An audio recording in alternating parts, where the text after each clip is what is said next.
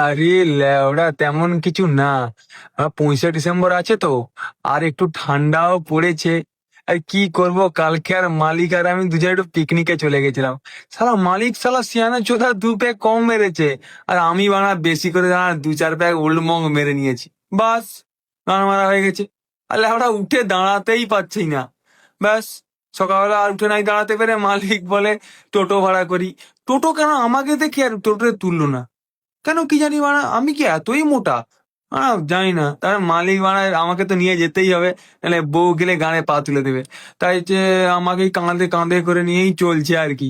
এই বাড়া, কি সব কথা বলছিস? ঠিকঠাক করে বস, বাড়ালে এখানে নামিয়ে দিয়ে চলে যাবো, বাড়া গান মারাবি বোকাচোদা।